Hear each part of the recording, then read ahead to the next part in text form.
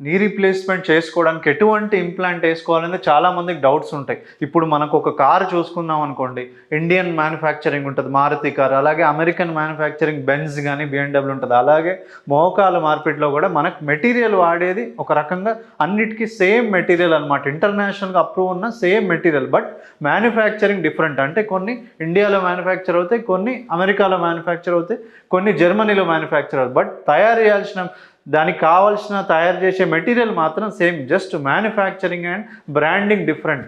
చాలామంది ఏంటంటే American implant మంచిదా, ఇండియన్ ఇంప్లాంట్ మంచిదా అని చాలా డౌట్స్ ఉంటాయి. బట్ మీరు గుర్తుపెట్టుకోవాల్సింది ఏంటంటే అప్రూవల్గా ఇంటర్నేషనల్ వస్తేనే ఏ ఇంప్లాంట్ అయినా తయారు చేయడానికి ఉంటుందన్నమాట. దానికి వాడే మెటీరియల్ వచ్చి కొబాల్ట్ క్రోమియం మెటల్ కానీ, మెటల్ ఇంప్లాంట్స్ కానీ, టైటానియం ఇంప్లాంట్స్ కానీ వాడతారు. సో వీటికి మెటీరియల్ మాత్రం సేమ్ ఉంటుంది. Just branding and manufacturing different ఉంటాయి అంతే. సో ఎటువంటి ఇంప్లాంట్ అయినా కూడా గుడ్ రిజల్ట్స్ ఉంటాయి. దాని గురించి మీరు వరీ అవ్వాల్సిన అవసరం లేదు.